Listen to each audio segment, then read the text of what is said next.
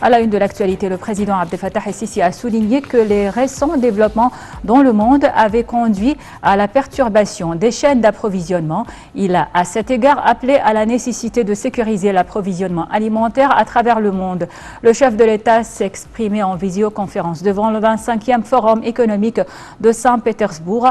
El-Sisi a précisé que l'Égypte était un des rares pays à avoir atteint des taux de croissance économique malgré les difficultés, soulignant les efforts de l'Égypte pour mettre en œuvre un plan stratégique à long terme.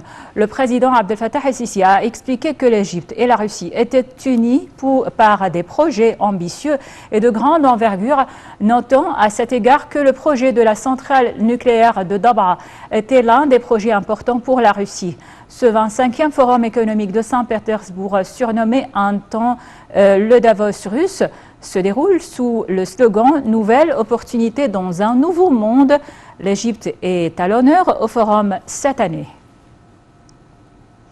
Le président Abdel Fattah el-Sisi a participé à une conférence des grandes économies sur le climat auquel le président américain Joe Biden a convié notamment les principales économies du monde. Cette réunion virtuelle rassemble 23 pays ainsi que le secrétaire général de l'ONU. Le président el-Sisi a affirmé que l'Égypte était pleinement consciente de l'ampleur de la responsabilité qui lui est confiée en tant que présidente du sommet de la COP27 à Sharm el-Sheikh, car cela représente une occasion de réaffirmer notre engagement à soutenir et à renforcer les efforts pour faire face au changement climatique. En ouverture de la conférence, le président américain Joe Biden a estimé que l'invasion russe de l'Ukraine démontrait l'importance des énergies renouvelables pour la sécurité nationale ainsi que pour la lutte contre la crise climatique. C'est la troisième fois que Joe Biden réunit le Forum des grandes économies sur le climat et l'énergie.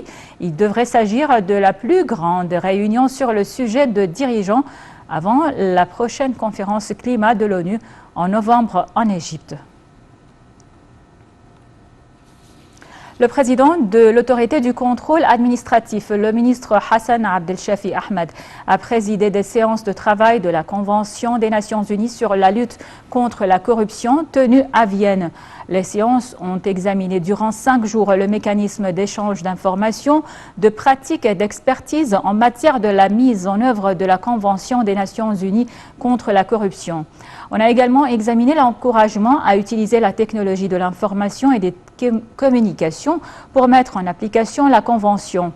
En marge des séances de travail, le président de l'autorité du contrôle administratif, Hassan Abdel Shafi, s'est entretenu avec Dr Reda Ouali, directrice exécutive de l'Office des Nations Unies contre la drogue et le crime.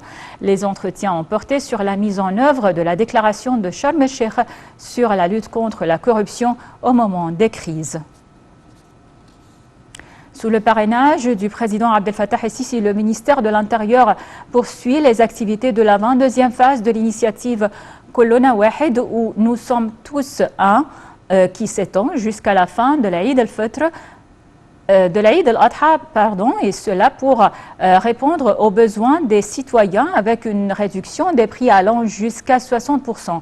Les points de vente Amen continuent également de fournir les besoins aux citoyens dans leurs points de vente fixes et mobiles au niveau de la République à prix réduit jusqu'à la fin de l'année.